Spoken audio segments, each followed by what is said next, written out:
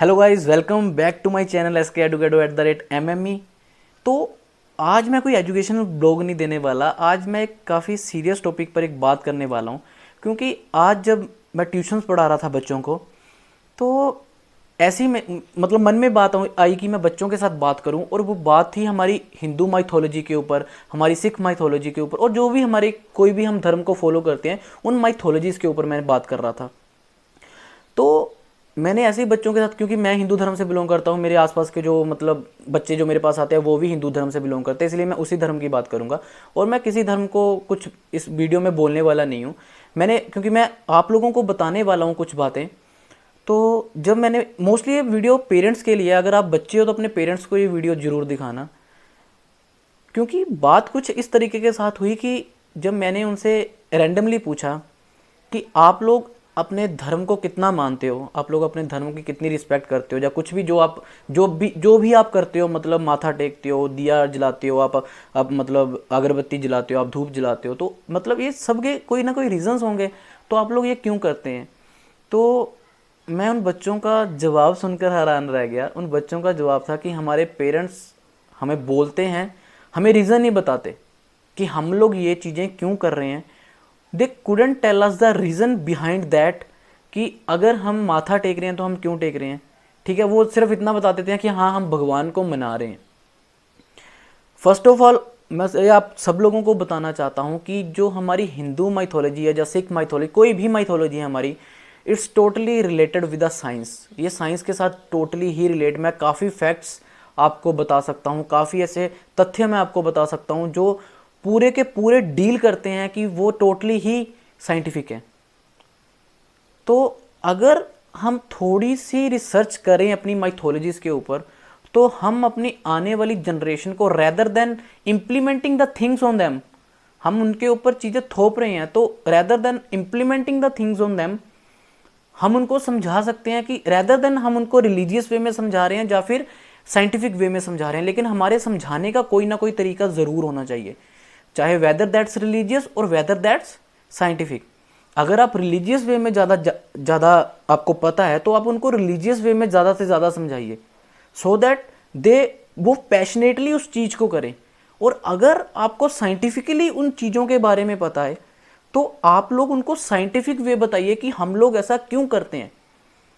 जैसे कि मुझे जो कुछ चीज़ें पता है, मुझे भी टोटली नहीं पता कि सारी चीज़ें हम लोग क्यों कर रहे हैं, लेकिन काफ़ी हद तक जो मैंने रिसर्च की है उस रिलेटेड ऐसी काफ़ी चीज़ें मुझे पता है कि जो साइंटिफिकली हिंदू रिलीजन में जो हम लोग करते हैं वो साइंटिफिकली प्रूव्ड है। लाइक हम सूर्य देव को जल क्यों अर्पण करते हैं हर रोज़ सुबह, जो कि गुरु नानक देव जी ने ऐसे बोला भी था, क्योंकि उनका भी यही मानना था कि इसके पीछे का रीज़न बताया जाए लोगों को कि ये हम लोग क्यों कर रहे हैं। माना जाता है कि सूर्य देव जो है वो रोशनी के प्रतीक हैं, इसलिए हम उनको सुबह उठकर जल अर्पण करते हैं।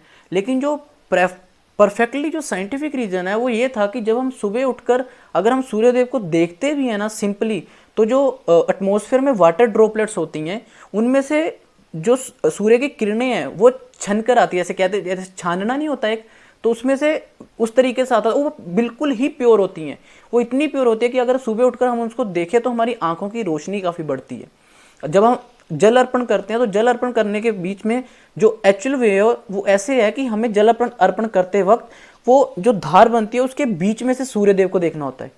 वो सूर्य को, हमें सन को उसके बीच में से देखना होता है, तो उससे भी क्या होता है, हमारी आंखों की रोशनी काफ़ी बढ़ती है। और भी कई रीजंस हैं। मंदिरों में घंटियां क्यों होती हैं?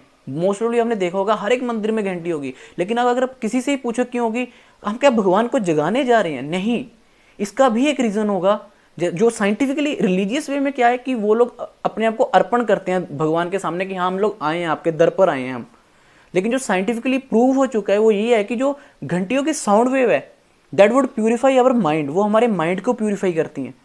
तो हर एक चीज़ का रीज़न होता है।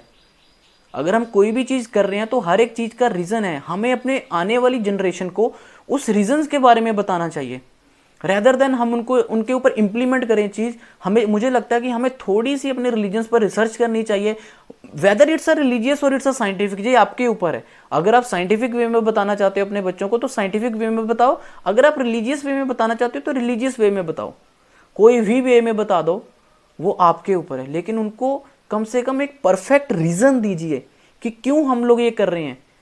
इम्प्लीमेंट मत कीजिए उनके ऊपर चीज़ें। पढ़िए, अपने रिलीजन के बारे में पढ़िए, क्योंकि रिलीजन के बारे में पढ़ना बहुत ही अच्छा होता है। गुरबाणी में भी काफ़ी कुछ अच्छा दिया गया है, गीता में भी, बाइबल में भी और कुरान में भी।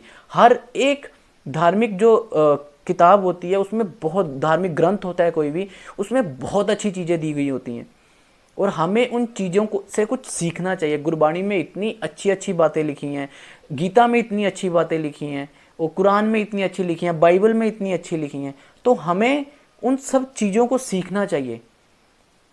ठीक है, हमें अपने बच्चों के ऊपर इम्प्लीमेंट, मुझे बहुत ही उस वक्त ऐसा लगा कि किस तरफ को हमारी जनरेशन जा रही है आगे। वो आगे से आगे जो जनरेशन आएगी वो तो मानेगी ही नहीं, वो तो बोलेंगे हम क्यों करें, हमें अब पता ही नहीं है, हमें नहीं पता, हम आगे क्या बताएंगे फिर। तो इसीलिए हमें अपने रिलीजन के बारे में और पढ़ना चाहिए, चाहे आप उसकी साइंटिफिक स्टडी कर रहे हो, चाहे आप उसकी रिलीजियस वे में स्टडी कर रहे हो, लेकिन आप लोगों को कोई ना कोई स्टडी अवश्य ही करनी चाहिए और अपने बच्चों को उस चीज़ के बारे में बताना चाहिए। अगर आपको मेरी वीडियो पसंद आई हो, आपको लगा हो कि ये इन्फॉर्मेटिव है, तो अपने पेरेंट्स के साथ जरूर शेयर करना, सो दैट अगर उनके पास ये वीडियो पहुंचेगा, मैसेज पहुंचेगा, तो उनको लगेगा कि हाँ, कहीं ना कहीं ये बातें सही जा रही हैं। तो अगर मेरी वीडियो पसंद आई हो तो वीडियो को लाइक करना, शेयर करना और इस चैनल को ज़्यादा से ज़्यादा सब्सक्राइब करना, सो दैट मैं आपके साथ ऐसे और इंटरेस्टिंग बातें शेयर करता रहूँ और ऐसे इंटरेस्टिंग फैक्ट्स आपके सामने लेकर आता रहूँ। Thank you guys, thank you for watching my video.